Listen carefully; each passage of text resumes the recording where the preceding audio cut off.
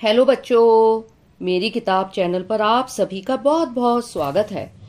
पिछले पार्ट में हमने आपको आत्मत्राण रविंद्रनाथ ठाकुर जी की रचना के विषय में बताया था। हमने आपको कवि परिचय और कविता का संक्षिप्त सार समझाया था। ठीक है, आज हम इस कविता की 10 पंक्तियों का आपको अर्थ बताएंगे। अर्थ के साथ साथ शब्द, अर्थ, प्रसंग, व्याख्या और अर्थ ग्रहण संबंधी प्रश्न उत्तर भी आपको बताएंगे। तो आप ध्यान से इनको सुनिएगा। ठीक है बच्चों, तो शुरू करते हैं।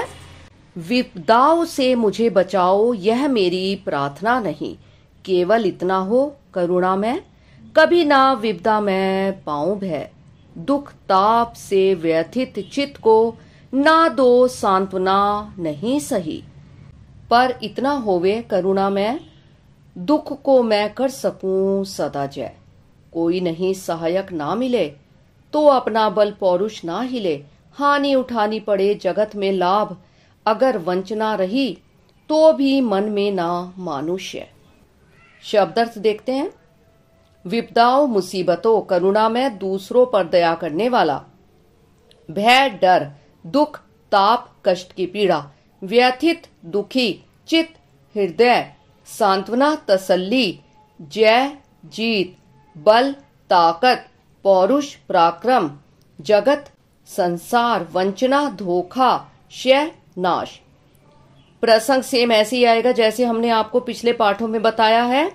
प्रस्तुत काव्यांश या प्रस्तुत पंक्तियां हमारी पाठ्य पुस्तक स्पर्श के आत्मत्राण पाठ से अवतरित है या लिया गया है, और इसके कवि या इसको लिखने वाले, इसके रचयिता रविंद्रनाथ ठाकुर जी हैं। इसका हिंदी अनुवाद हजारी प्रसाद द्विवेदी जी ने किया है। कवि संघर्ष करने की शक्ति चाहता है और अधिक कुछ नहीं। अब इसकी व्याख्या देखते हैं। कवि कहता है, हे प्रभु, मेरी आपसे यह प्रार्थना नहीं है कि आप मुझे मुसीबतों से बचाएं। मैं तो इनसे संघर्ष करूंगा। मैं तो केवल इतना चाहूंगा कि हे करुणा में मुझे इतना निर्भय बना दो कि मैं मुसीबत की घड़ी में कभी भी विचलित न हो पाऊं। मैं तुमसे यह नहीं चाहता कि कष्ट की पीड़ा झेलते समय आप मेरे हृदय को सांत्वना देकर धैर्य बधाएं। मैं केवल इतना चाहता हूं कि मैं दुख पर विजय प्राप्त कर सकूं। मुझे चाहे कहीं कोई सहायता भले ही ना मिले, पर मेरी ताकत, मेरा पुरुषार्थ हिलना नहीं चाहिए। मैं अपने आत्मविश्वास को बनाए रखना चाहता हूं। मुझे भले ही किसी काम से हानि उठानी पड़े और मैं लाभ प्राप्त करने से वंचित रह भी जाऊं, तो भी मेरे मन में नाश या घटने की कोई इच्छा उत्पन्न ना हो जाए। मैं अपने मन की शक्ति का क्षय नहीं होने दूंगा। क्षय मतलब नाश नहीं होने दूंगा।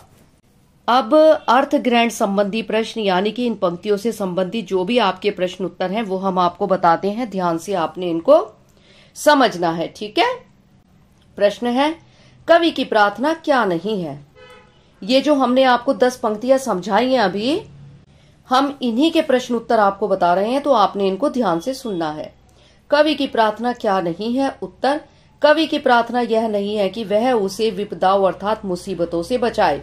वह तो विपदाओं से जूझना चाहता है। अगला प्रश्न है, कभी भी विपदा में भय ना पाने से कवि का क्या आशय है।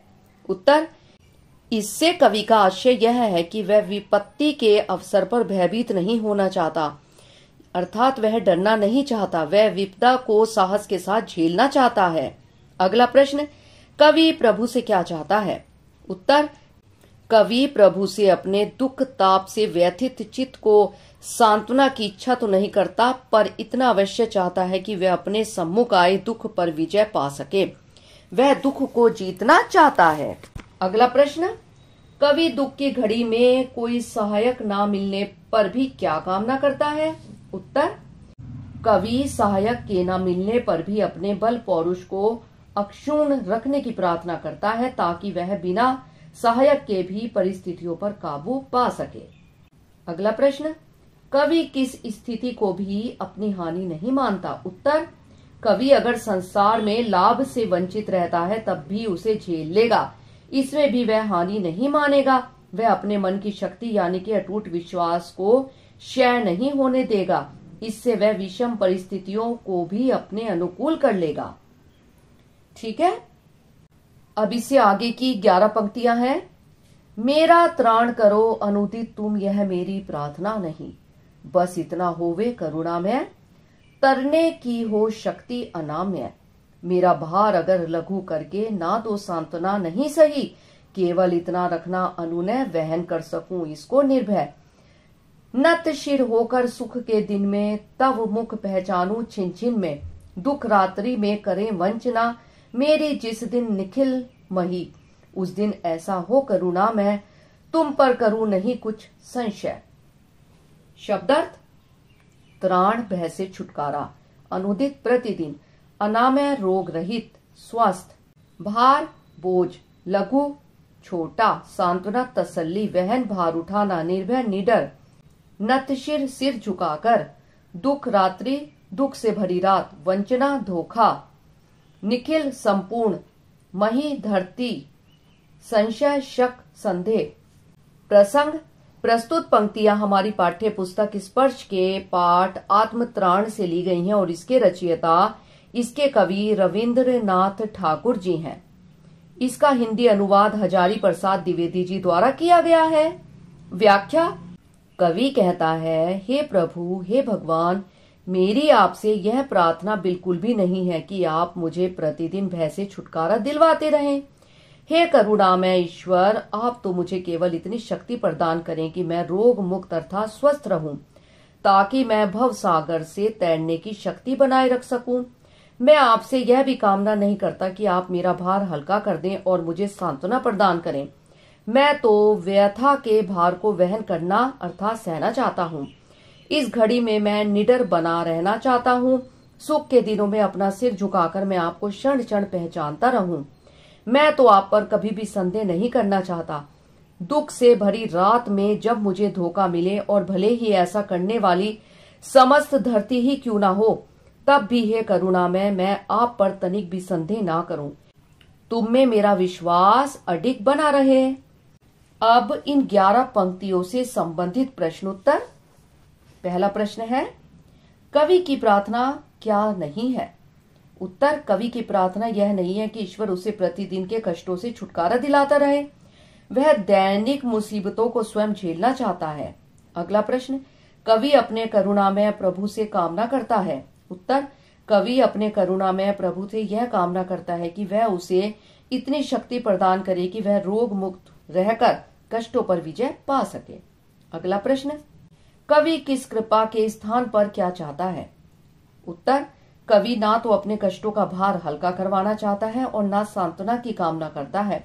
वह तो प्रभु से केवल इतना ही चाहता है कि वह उसे इतना निडर, इतना निर्भय बना दे कि वह कष्टों का भार बर्दाश्त कर सके, सहन कर सके। अगला प्रश्न, कवि सुख के दिनों में क्या कामना करता है? उत्तर: कवि कामना करता है कि वह सुख के दिनों में भी प्रभु को हर क्षण याद रख सके। कवि अपना सिर प्रभु के सामने झुकाकर हर समय प्रभु की पहचान बनाए रखना चाहता है। अगला प्रश्न, कवि किस स्थिति में भी ईश्वर पर अपना विश्वास बनाए रखना चाहता है? उत्तर: कवि उस स्थिति में भी ईश्वर के प्रति अपना विश्वास बनाए रखना चाहता है जब कष्ट की घड़ी में धरती पर रहने वाले सारे प्राणी उसके साथ धोखा करें। वह इस कष्टपूर्ण और कपटपूर्ण स्थिति में भी प्रभु की सत्ता पर किसी भी प्रकार का संशय नहीं करना चाहता। बच्चों, आत्मत्राण पाठ के जो काव्यांश हैं उनकी व्याख्या, प्रसंग, शब्दार्थ और जो उससे संबंधित छोटे छोटे प्रश्न उत्तर थे वे हमने आपको आज यहाँ समझाए हैं। अब अगले पाठ में हम पाठ्य पुस्तक के प्रश्न उत्तर आपको समझाएंगे। ठीक है बच्चों, तब तक के लिए आप इनको ध्यान से सुनिएगा, आपको समझ में आ जाएंगे। ओके बच्चों, टेक केयर।